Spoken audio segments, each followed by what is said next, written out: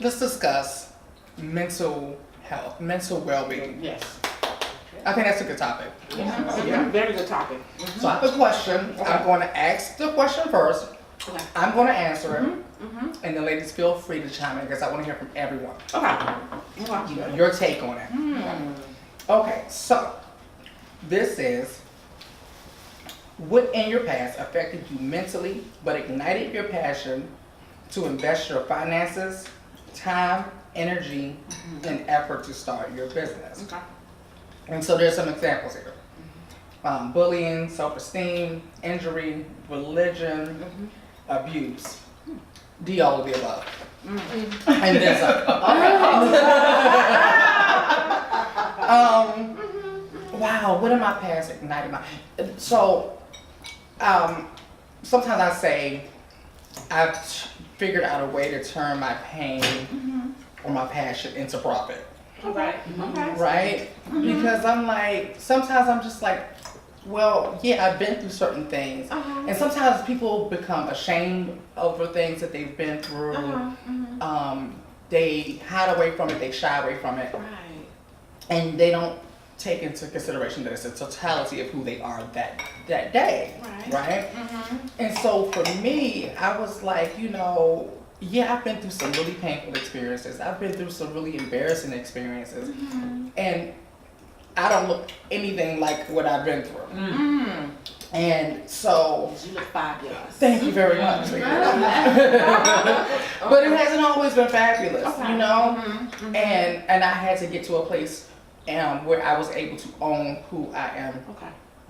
And for me, like first things first, like even how I identify myself as in sexual orientation and things like that, I didn't know how to identify because, you know, the world always told me, you know, boys do this, girls do that.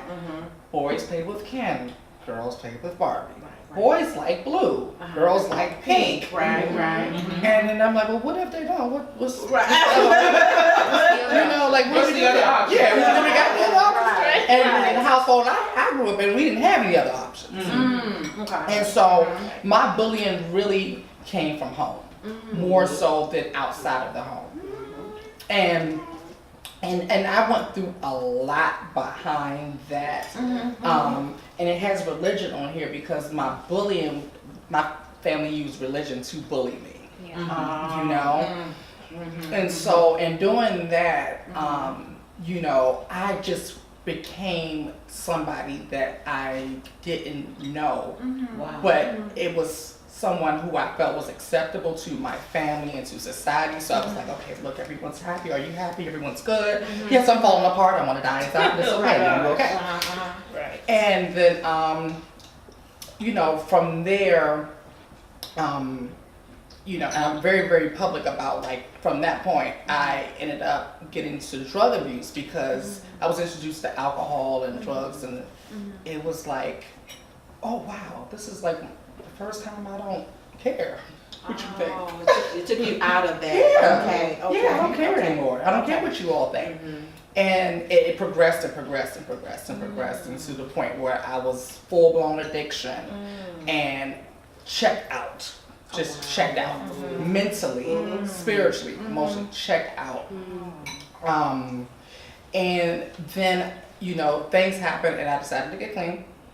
And when I got clean, it was this gnawing in me. It was like, okay, I'm clean, that's nice, but now I remember why I used it in the first place. And it really was, it boiled down to, it was like, I don't know who I am, and I still don't know who I am, but that was the beginning. For being able to say, I don't know who I am. For the first time in my life, I was able to put you know, and so I started to do a lot of, you know, just getting to know who I was versus who I was told I was. And I was like, wow. And when you look at what I do today for a living, do you know everything that I do today for a living is what I used to get whipped for, what I used to get beat for, what I used to get punished for, what I used to get chastised for. And I tucked it so far away that I forgot that I was artistic. I forgot all of these things. I had no clue. And so I was actually in rehab, and I had an art teacher who used to try to press me to do spiritual art. I'm like, what in the world is spiritual art? Girl, what is your problem? Like, are you on drugs? Like, what is she? I just didn't get it. I couldn't put it together. And she pressed me and pressed me and pressed me. And I finally started painting, and it was the first time it just woke something up. Wow. After she pressed me for months, I wouldn't do anything. And I was like, oh, it kind of scared me. And then it kind of gave me flashbacks to my childhood, but I was like, no. And I kind of put it away. And then as I continued to, you know, get in touch with who I was, it just, like that's where the freedom came in. Okay. That's where the freedom came in, where I was able to give myself permission to be me. And just to be. Like, it's okay, you know? It's just okay. And so, you know, that's when I started experimenting with the way I look and the way I dress, because at that point, I started realizing, like, okay, my outside is not matching my inside, because I started to really get in touch with who I love and fall in love with who I met. Right. You know? And so I was like, my outside's not matching my inside. So I started giving myself permission to, you know, do different looks. And then that's how the makeup came. After the lip gloss, and people started thinking I was a makeup artist. I'm like, listen, sister, this has nothing to do with you. This is me getting my life. But when they kept throwing money in my face, I was like, well, maybe I can, you know, reevaluate, you know. But I really didn't think that either one had anything to do with each other. But they did. It was all connected, and I started realizing everything was connected. So when people asked me, what do I identify with? I'm like, I'm the spirit inside the body. Like, you know, because I understand I may confuse people sometimes, but I'm like, I'm the spirit inside the body. I'm not this body. You know, we all have masculine energy, we all have feminine energy. So why should I have to label anything? Why should I have to identify? Why can't I just be? Because the spirit has no sex. You know, spirits is just energy. And I just started to just really understand those type of things, and it just. And when I started doing that and just allow me to be me, the gifts opened up that I forgot all about. I did it for myself. People threw money at me. I took it. I made it an LLC. And you know, and I just do what I love. And I get to be around people like you, and I just get. Listen, I am blessed beyond belief that I get to do what I do for a living. I meet the most fabulous, fun people. And I get to meet people who come from where I came from and who felt the way I felt. You know? And when that spirit touched each other, baby. Yeah. So, yeah. That's amazing. Yes. Anyone else? Yes. What was the question again? It was, mental well-being.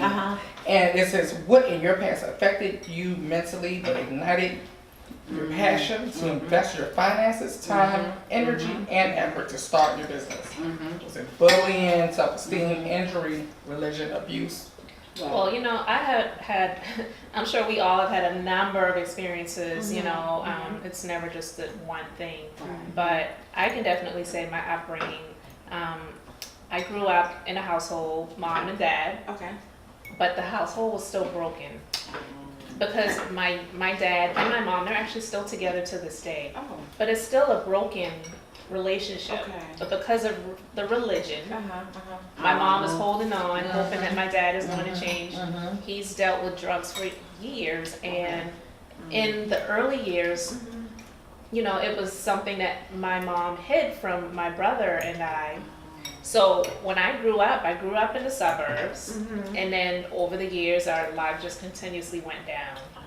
So instead of, you know, we're moving on up, like the Jeffersons, we were moving on down. And, you know, I was so hurt by so many things because going to church every Sunday, praying to God, you know, being taught to do these different things and not seeing any changes.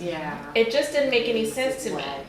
I knew that God was real, but I needed to have that journey for myself and not how they were telling me it was, because I'm saying, well, if it is, then why isn't it working out? what's wrong. So when I was able to start making my own little decisions, I got a boyfriend in high school, and I wound up pregnant. A week before my 16th birthday, I had a baby. It was not something that I planned on doing. We did not plan on having a child. But having a baby that young, it awoke something in me that was like, I can't have the same life for my child that I had growing up. And I knew I wanted to do something different. It didn't happen immediately. I finished high school, continued to go to school, kept my grades up, graduated on time. My husband, who is my child's father, we got married when he was 4 years old. My child, not my husband. I'm going to say we need another question. Thank you for sharing. Yeah. You know, it was like, I didn't ask him to marry me. He asked me to. Yes, we were young. I was 20, he was 23. I still didn't really know what I was doing. So going through this marriage, being young, working a full-time job, I was in the legal field. I went into the legal field straight out of high school. So working in law firms and, you know, doing these different things, I was thankful for the opportunity, but I knew that wasn't what I wanted to do with the rest of my life. So I had it, you know, I had it okay in the beginning. It was, I'm not working at a fast food restaurant. I'm not serving. I'm not dealing with some of the things that some of the people that I went to school with were dealing with on jobs. Not working at Foot Locker or, you know, anything like that. But it could not become a comfort zone for me. So the Lord allowed things to start happening on these different jobs to start shaking me up, to awake in me and say, what is it that you really want to do? So I started doing research and I went into a totally different path. So from there, going into massage therapy and aesthetics and, you know, opening up my own business, it was scary. But I kept thinking back to all of the hurt and all of the headaches and the scared moments. Are we going to have to pack up and move again? And going from pillar to post, those things, you know, they wreaked havoc on my mind. And I did not want that life. And I said, I refuse. I refuse to have that life. So yes, it was scary. Taking the step out. People thought I was nuts, saying that I was going to open up my own business. Specializing in eyelash extensions, something that was not popular where I was when I started doing it back in 2008. They thought I was crazy. Yeah, it wasn't popular. It wasn't. Black girl in South Carolina. Doing eyelash extensions. And it was a higher end service.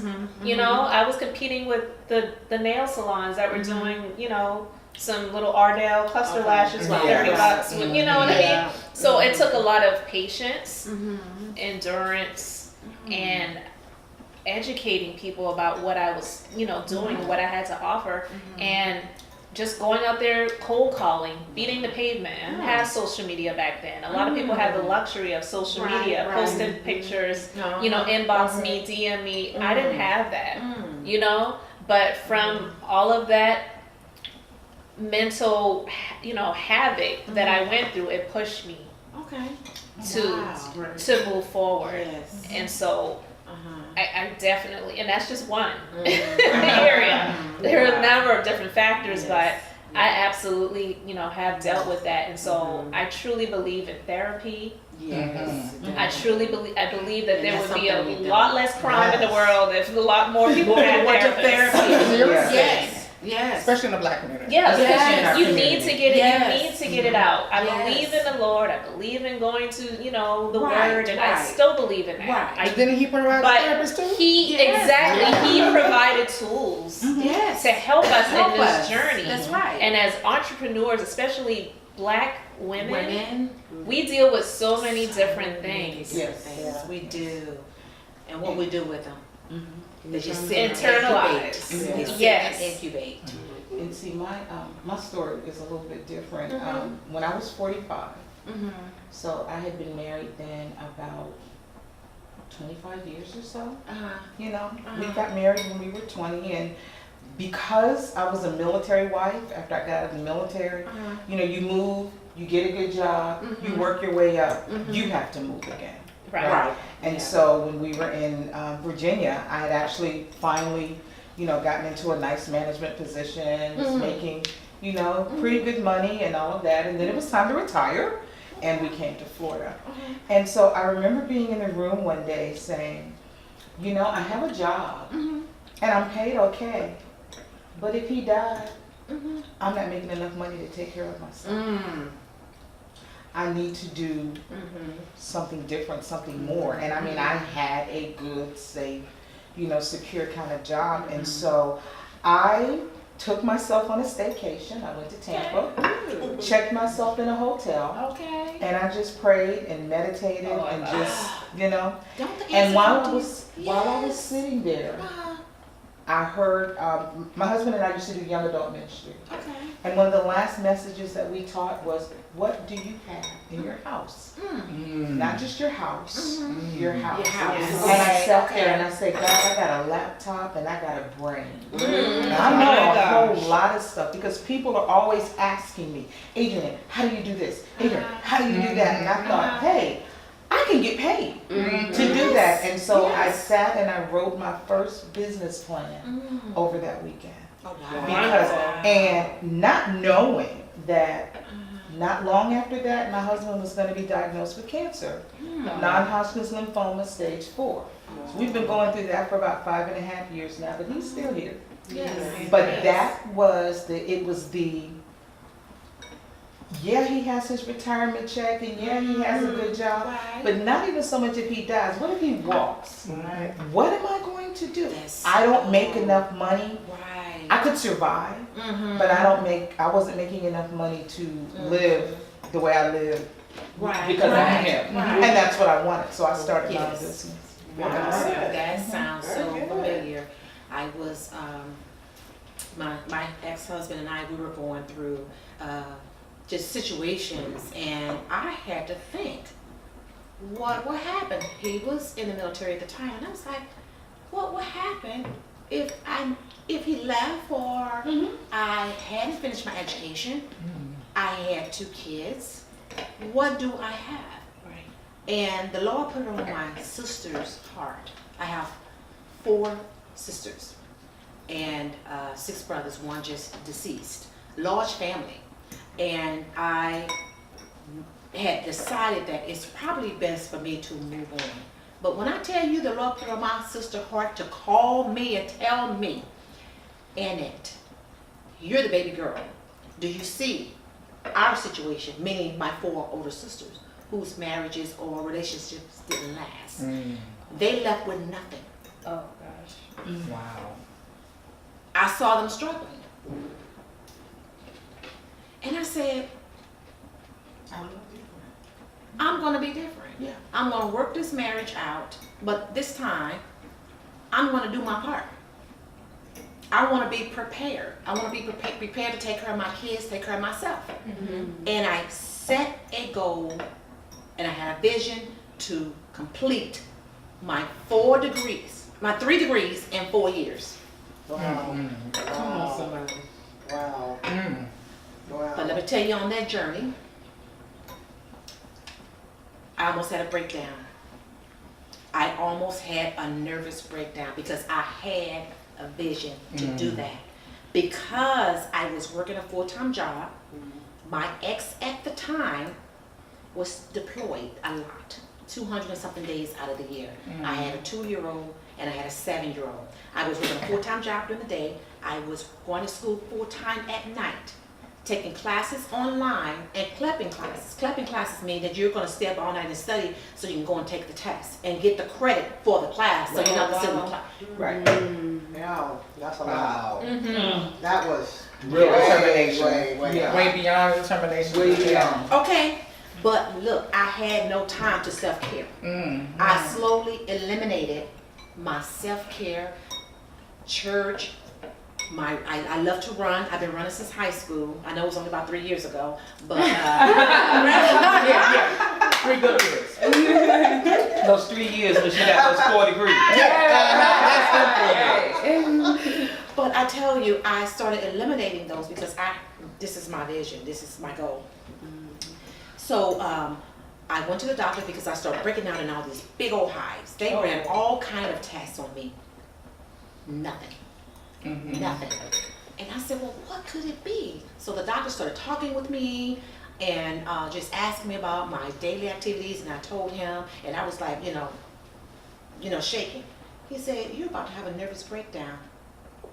When I tell you I did like this, my aunt had a nervous breakdown. I remember watching her as she was transpiring. I was a young girl, and I remember not seeing her anymore. She had a breakdown to the point where she was not able to live in society. And as of today, in her 80s, it's the same. Wow. And then I was like, oh my God, I'm going to be my aunt. So I said, you know what? The doctor said you need to start taking care of yourself. Now, this is a male doctor. I said he must have, some aunts and mothers and sisters that he talked to, but he said you need to start taking care of yourself and, taking care of yourself. Usually they give you a pill.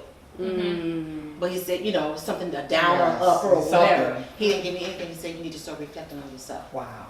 I knew that one of God. So I did. I started back getting up in the morning, running. I'm out there with the Marines, singing the Marine songs, and because I love running. And sometimes I will walk because that's the time I would meditate and talk to God. I'm talking about early in the morning before the cars are up. That was my time to meditate and talk with God. And I started self-care, taking care of myself. But I never forgot about my vision. I continued on.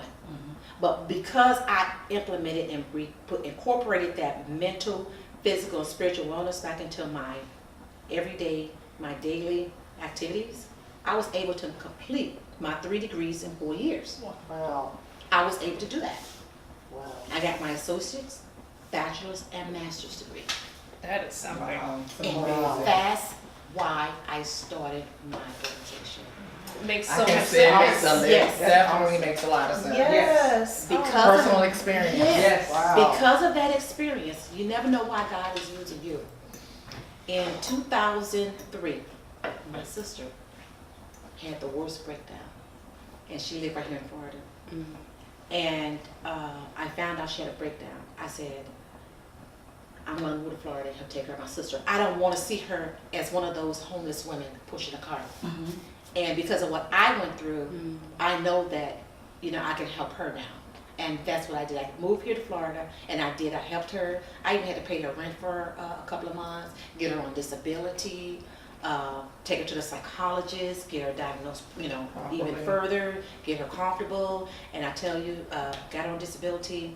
Today, my sister is back in college. Wow. That's awesome. Yes, she's like, I'm getting my car next year, because she couldn't do that for Yeah. years. She couldn't do that. But she got her life back, and I tell you, Look at what love do. and a lot of us, and because I also research mental illness and things like that, and a lot of our family members, if some of us just invest a little time in them, Yeah. we can help them. That's And so I just true. didn't want to see her out there as one of them women pushing a cart, because we'll forget about our family. Oh, Yeah. She grown. that's just the devil. Yeah. But there's some stuff, I mean, you can pray and you can, Right. but I agree with what you said. God has been at the doctors too. And we, in our community, Yes. we just take Uncle Joe and send him upstairs and put him in the Put him room. in a Uh-huh. Somebody just takes his plate, takes him his plate, and nobody talks about Nobody him. talks about But it. then we can't figure out why Junebug is acting the way he does. Right. Because it can Right. run in families, It and runs as in long as we families. keep covering things Right. up. Right. My grandmother used to say, a thing that's covered doesn't heal. It doesn't heal. Mhm. That is so true. That's true. That is so, you know what, I was making an analogy about how we can be in our community.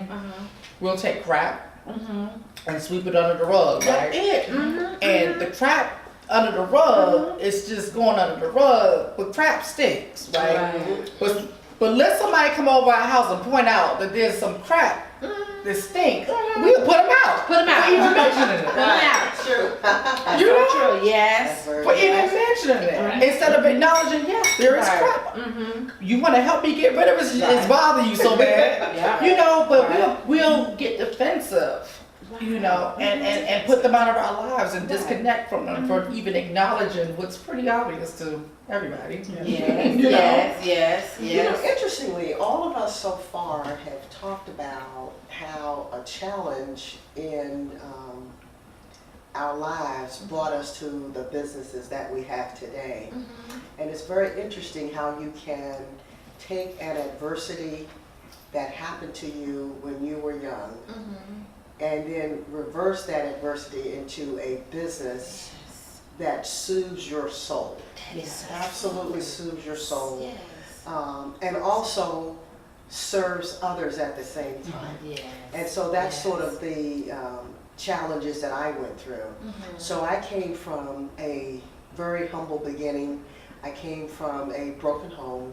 My mother raised the 6 of us by herself. She cleaned houses for a living. And 5 of us are 1 year apart.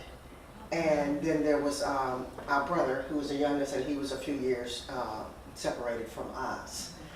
But one of the things that my mom taught us was, we might not have much, but we're going to appreciate what we have.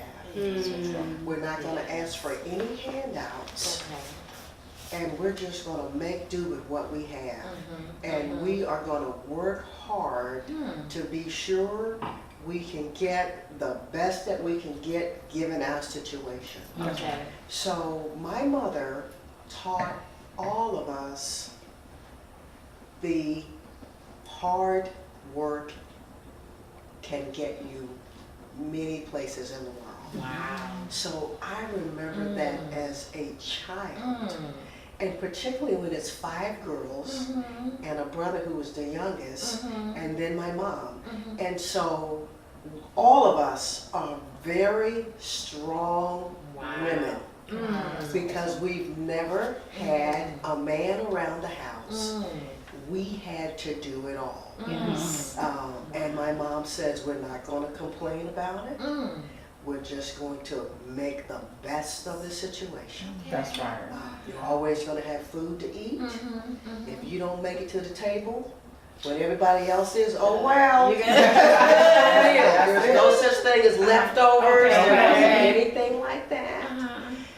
And there was no complaining if you had to get on your knees and scrub and wax the kitchen floor. Right. My job as a 10-year-old, by the way, we had no running water in our house. I didn't even know what that was until I went to college. So I went from, you know, an infant all the way to college not having running water in our house. So I had 2 jobs at a very young age, 10 years old. One was to take those 2-gallon buckets that you put paint in. My mom would put those 2 buckets in the back of her 1957 Chevrolet Bel Air. Okay. She put those 2-gallon buckets, empty ones, in the back of the car. She would drive to the corner store, which was 1.5 miles away, and she would fill them with water. That's how we washed our dishes. That's how we cleaned our clothes. That's how we took a bath. You know, it all came from those faucets at the corner grocery store where we went up 2 times a day and filled those gallon buckets with water. So that was my job, was to take them out of the trunk of the car, take them to the corner store, fill them up with water. Can you imagine? They are heavy. Yeah. Your job, I look at that and I go, and I'm 10 years old doing that. God. And then my job was to take them in the house and then disperse them wherever they need to be in the house so that we could live. Yes. Okay. That was one of my responsibilities.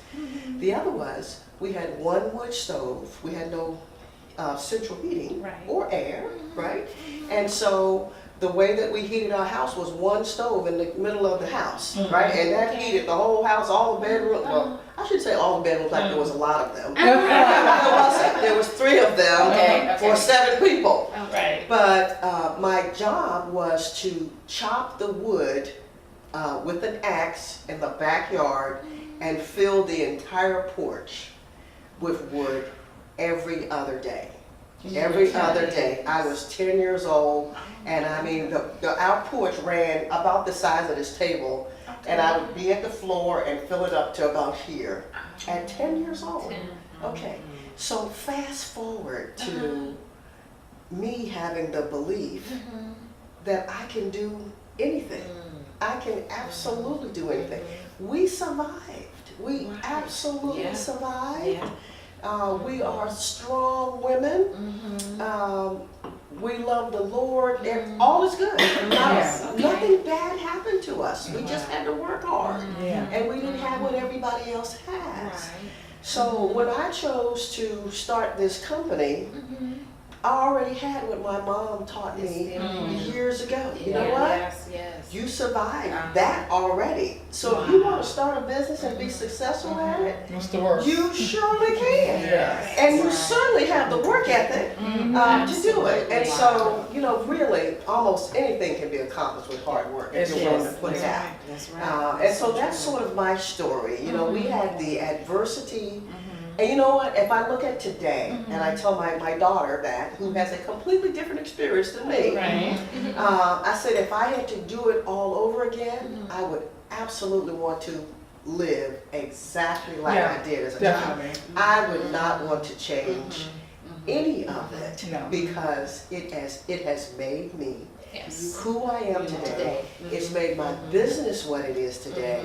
Yes. And I spend a lot of my time telling folks, if you want to own your own company, it is so doable. Right. You just have to have hard work Yes. and perseverance. Yes. And yes. if you have that, you can Right. do anything you want. Right. And That's so so my true. story. Your mom You know, as you told were it to speaking, I kept hearing the scripture, train up a child in the way they should It go. should be. It should Yes. be. And when they get older, they will not depart from it. Mhm. Your mom made you and your Yes. sisters who you are Right. today. She followed that scripture. She did. Now, you know what's interesting about it? I'm sure you all had the same experience. Do you know that my mom taught by example? Yes. We never had a conversation No. about any of what I'm talking about. It was That's all, so true. no, there was no, Wow. Barbara, let me tell you how life is. And if you want to make something of yourself, any of that. She never, it was all, we just Right. lived Right. it. Yeah, We you just did just lived Yes, it. And we yes. had, there were no options for us. There was Right. no options other than to do exactly what we But did. that's funny. I think we were talking about this earlier. Yes. Because I'm planning on having children in the next few years. Okay. And I'm also planning on being pretty wealthy in the next few years. Hello.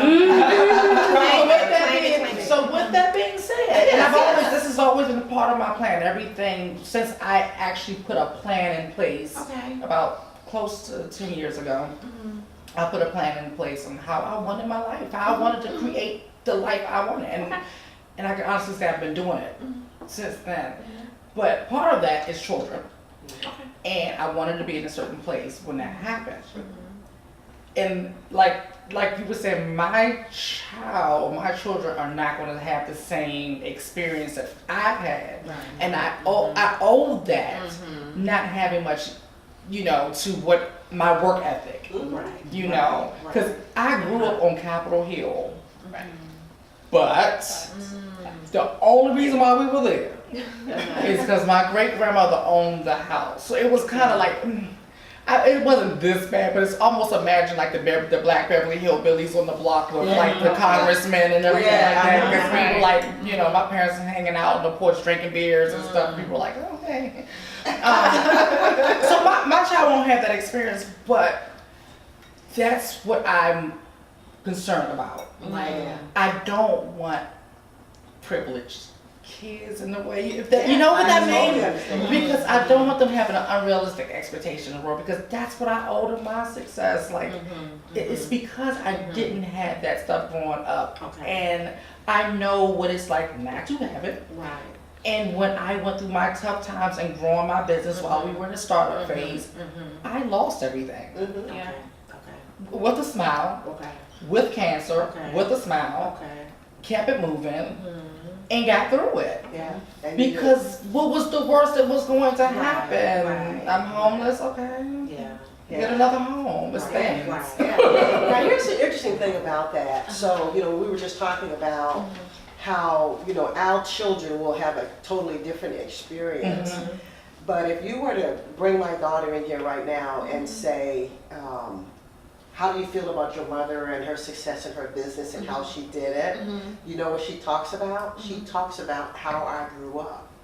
And how the reason that we have this success is because of. So even though she's not going to have to go through those kinds of challenges, she understands very well That's what I that is how Yes. it all Right. happened. Right. So she at least appreciates So that that's what to I wanted to get know how here, you do that. it came. Like, how do you do that? And Like, the that's other what I part of wanna it know. is, you never lose your roots, right? Okay. And That's so true. I go to my hometown that now has, the house that I grew up in with no running water, actually has running water. Because when I got my first government job with the military, my first 2 paychecks I gave to my mom, and we got running water in the house. In fact, there's a big well in the front, and we all actually wrote our initials around the well, because you know how you have to do the little concrete and it's all wet. We all wrote our initials, all 6 of us siblings wrote our initials and the day it happened. And so I took Marita back and I said, Marita, look at this. Look at this. Remember these stories I've been telling you? Look at this well. Look at when that happened. And so we go home so that she can, and home is exactly like it was. It hadn't changed a whole lot. And so she gets that opportunity to go back and see it, and also see the love of it, you know? So she doesn't see the adversities there, because people learn to manage wherever they are. Right. And they're not negative about it. It's just their existence. You know, the neighborhood is a village, and there's nothing but love. So that's what she sees That's what I'm talking about. when she goes. So Yes. I think she has the privilege of appreciating both. Yes. Both sides. Right. But I can tell you, she clearly knows that despite the fact that she doesn't have to go through that experience, if she wants to be successful in life, Right. she knows she's gonna work hard. She gotta work hard. And So I it- believe Even it though it's helps a her- different kind of yes. work hard, she knows from me because she sees me doing that now, right? Right. Successful now, but working my Working butt off, hard, yeah. just like when I was 10 years old. It's no different. I am working as hard today Yeah. as I was when I was 10. Yeah. And It so just looks she- a little different, but it's still a That's lot. right. And of so Right. it's good to be able to connect Right. the dots Yes. over time. It's So, very interesting. I am literally connecting all the dots here because every one of your stories is my life, you know, and that really confirms why I know that God put me here on this table with you ladies, because I grew up in a home where bullying was in my home. My father was a minister, and he was a charismatic preacher. He could have had a mega church. He could have had the first Haitian mega church in Jacksonville. And at home he was a monster. At home he abused my mom. He abused us because I believe it was so much pressure of what he was trying to appear as, right, in the church, that when he was home, it was just frustration and anger, right? And so, so I grew up in that home where they're still together till this day, technically on paper, right? But they're not together. They're not a family really. So it's like, That's and right. I'm like, the black and by- divorce. Right. Black Right. divorce. So it's literally like after you spoke, I'm like, I'm gonna sit back and see if everybody is gonna touch on my life, you know? And it's literally what happened because, you know, I had to get to a point where I realized that I wasn't going to be that daddy's girl that I wanted to be. I'm the oldest, and it's 3 girls, and the last is a boy. And as the oldest, all the pressure, the hardest came down on me. And honestly, I dealt with rejection even at that point because I felt that he always wanted me to be a boy. You know, like, because I was never enough. You know, I would do my hardest, and if I got an A-, he wanted to know why it wasn't an A+, right? Yeah. You know, and he was just really, really, really hard on us. And we got to a point when I was about 15 years old, 15, 16, he lost his parental rights because the abuse got so bad that, you know, we reached out to a family member and we were taken away from him, and we ended up living with another family until we got out. But at that point, the moment that we left our home, that this was my moment, right, my life experience, I had to grow up. I had to grow up because even the family member that we were living with, they had children, but you could tell we were the the kids, Not you the know, kids. that had to be right, Yeah. you know, so and it was my sister and I at the time because my mother was in Haiti. She has an orphanage in Haiti. And I mean, it's just so messy because he pulled us from Haiti. It's the four of us, but he pulled the first two because he wanted my mom to come back. Very controlling, you know, but she wouldn't come back, you know. So the younger, we were separated from them, and then it was my sister who was 13 months. Talk about a year apart. 13 months younger than me. It was her, and I felt like I needed to protect her, right? Take care of her. So that was where I was like, I have to figure out what to do, right? And so of course when we separated, it broke up the church because when the church is hearing that he was abusive to us, you know, part of the church wanted, you know, supported him, a part of the church supported us, you know, so I said I had to grow up. Like, it wasn't a husband that I said, what would happen, you know, if he wasn't there? It was, I realized I'm not going to ever have this daddy, you know, daddy's little girl experience, take care of me, sit me on his lap and give me the world, right? At 15, you know, I grew up for my sister, right? So I could take care of her. And so I started my own business then. I've been an entrepreneur since I worked at Wendy's one year when I turned 16, and then I started my business at 17, and I've been an entrepreneur ever since. Yes, and but I didn't get it. Like, I didn't get my entrepreneurship and me starting a business. It was just survival for me, right? It was like something that came to me because, you know, people were paying me for what they saw. I was doing my own hair, and people were like trying to give me money. In the Wendy's drive-thru, right? So I'm here working because I was the one who would close the store down and be back out, you know, be back there in the morning shift, right? And so when people were, you know, trying to pay me, get my number for hair through the window, I'm like, what's going on? I'm like, you know what? And I started counting the numbers and I'm like, I could do something with it. So at 17, I started doing hair, and that's how God just blessed me. Like, you know, I got both of us through high school, and then we both went to college. We were in the same grade because we were homeschooled one year while we lived with my mom in Haiti. So we were in the same grade, 10th grade, 11th grade, 12th grade here. Then we went to college, UNF together. We were in the dorm, just taking care of each other, you know? And I like that. You took care of each other. yes, just like your story with you taking care, You didn't just take care of Amazing. her. Oh my She gosh. took care of you as well. right. I love that. And the thing about it is, just like you say, it wasn't anything that was spoken. It was just what we had to do. And it wasn't until, and I got married at 20. I did too. I'm telling you, I'm listening. Like, what's going on? My husband was in the military, and he came from a very hard upbringing as well, where his father was in the home, but they weren't really together.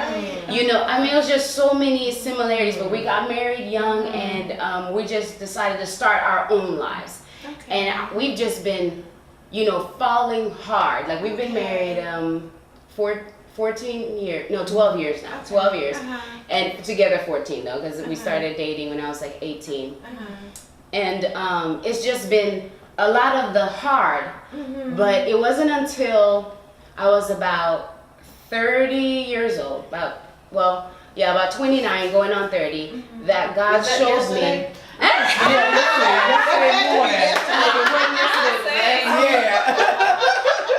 I'll be 33 in March.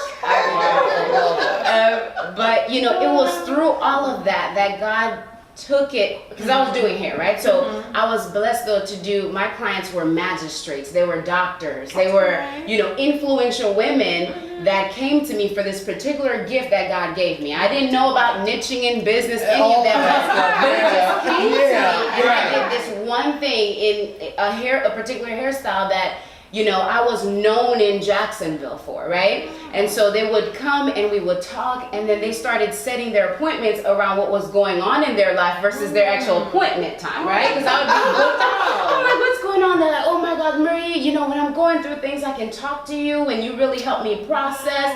And I'm like, no, actually, I want nothing to do with that. Yeah, but baby, you want to relax her. And I rejected it because of what I saw my father went through. Okay. I said, Right. he was a leader, he was an influencer, and it tore him apart. I said, I have a family, and I'm not going to be one person at home, and then another person while I'm coaching or influencing people. Yes. So I said, no, thank you. Right. And then, but it got to a point where, you know, God started working on my heart, and I said, God, if you want me to do this, if you want me to go into coaching and speaking, I want to either be trained by Miles Monroe, who was already passed at this time, and John Maxwell. I'm not sure if you know John Maxwell. Yes. Amazing leadership, you know, speaker who started off as a pastor, but I didn't know he had started off as a pastor. Right. So it was a book that I saw that said Leadership 101. And I said, hold up, they write books on leadership? Okay. Yes. So maybe, you know, and that's when God started showing me, maybe it wasn't that, you know, leadership is bad. Maybe it was just that my dad didn't understand true leadership. Okay. Right. Or integrity. Exactly. Yes. Like how to lead himself enough so that he could be whole, right? So he didn't have to play two different faces. Yeah. Right. So that's when I dove in, and that's where my healing came from. That's where God started showing me what he was doing in my life, because just like every one of you ladies got to a point where you decided to lead yourselves, that's what God had done with me. And now as I'm going through this information, I'm realizing that, wow, God, you made it at 15, 16 that I woke up and said, I have to lead my life now. Okay. So, and that's where my breakthrough started, and then everything came together, and I understood the tools that I needed, because there was so much mind things going on, because all the negativity that my dad spoke in my life, it was tormenting me. His voice stayed with me, right? So throughout my life, yes, I was taking initiative, I was working hard, but it was because I was determined to not be what he said I was going to be. Come on. He said I was going to have children out of wedlock. He said that I wasn't going to be anything. He would speak these to try to get my mom to do what he wanted to do, and say, your children, even that, we're his kids, right? But he would just completely torment us, mentally, physically, sexually abused, all of it. And so, you know, it got to a point where I saw all of the pieces together, and I said, now I get, because, you know, these magistrates and doctors, these are women that are beyond me, right, in age and in influence. And I said, God, how would they listen to me? Right? Like, why is it that they will listen to me? But in the Bible, Ezekiel, God tells Ezekiel all the time, don't be afraid of men and their faces. That's right. Right? And God would show me how he used leaders that were young, but to give a word. And I said, God, if I'm going to serve you, I want the wisdom of King Solomon. I said that at 19. Okay. Oh, wow. Right? That was 19. Yeah. But of course, I was running this whole time, even though I was building on all this wisdom. And at 30, I gave up my very successful business. I could take care of my whole family on it, you know, by myself. And said I was going to go into speaking, and I was going into teaching women how to apply the self-leadership principles that we use in corporations in their own lives. That's right. So that they know how to lead their thoughts, That's right? So that they know how to take complete ownership, because no matter what our situation is, right, God gives us everything that we need in order to become everything that we are. And we have situations where we're in homes where we had strong leaders that taught us, and we have situations where we were in hard upbringings, but God still used what the enemy intended for bad for good. Because your story, right, what God intended for you, no matter what it looked like that your path was, if you believe, if you choose to make a decision and say, you know what, I'm going to make it happen, I'm going to stand up and say yes to me, right? Any woman, right, with any background can become that pearl that you talk about. That's right. Can draw that out. So that is, you know, that is what God has literally brought me through. And as I sit here, I'm like, if I end up like any of these women, based on how I already see we're connected, I'll take all of your lives. Right? 'Cause- and I have the children. I have small young children right now. So I get what you're saying because they're not going to go through the life I went to. Okay. I refuse to talk to my children the way my father talked to me. Yes. I intentionally speak life to them. I intentionally show them, you know, what is right, you know, pouring into them. However, because of that heart that I know that's important, we show them that through goal setting. Okay. We show our children. My daughters are nationally ranked runners. Yes, Right? You I know love that my them. 8-year-old I'm is a such a fan of 2-time. them. I Yeah, love she's them. a 2-time Yes. junior Olympian. My 8-year-old, my 6-year-old is a record holder in the 800-meter run. Wow. And my son is a very gifted, big-hearted NFL pro. If you tell him right now, he's professional football. Today. Okay? And so we teach them the heart through their goals, through their dreams that they have. No matter what they want to accomplish, like they run long distance, you know, they have to go through the heart. So we teach them the personal development skills of resiliency, of perseverance. We teach them what it means to build character through what it is you have in your heart, whatever it is you want to accomplish. I don't care what you say you want to accomplish, but go through the heart. That's right. Right? That's We give them those opportunities. So it doesn't have to be as hard or as negative as ours was, but we still can show them leadership. That's right. That's right. Right through Yes. that and give them the Yes. opportunity to know. Because if Right. you talk to them tonight, Uh-huh. they can sit on this table with us. Yes. Because when mommy goes to speak, that's Right. where they are. We homeschool our children Yeah. and we influence I wanna what homeschool comes too. in. Right. Right? Yeah. We influence I want to what comes in. homeschool too. I'm serious. Like, yeah. And I used to be so against that, but now that's what I love. Oh, Yeah. and it's huge now. I A wanna lot of- do and you know, I'm just hearing because, you know, as you're saying, you just want to know what to do with kids.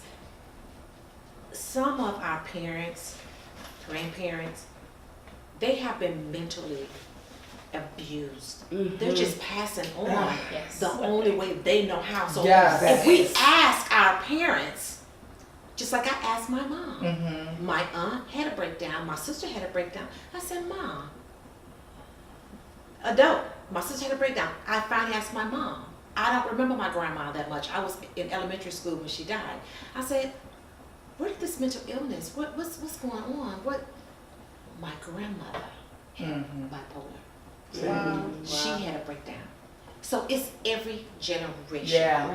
Yeah. So we have to dig into our ancestors to see what happened Yeah. because like your father, that's probably what he was taught. Yes. So he passed. You were delivered. Yes. Yeah. You were delivered from that, and you're not going to pass that. It stopped with you. Exactly. That's it. Your kids are not going to carry that. Yes. So that's something to think about. Yeah. It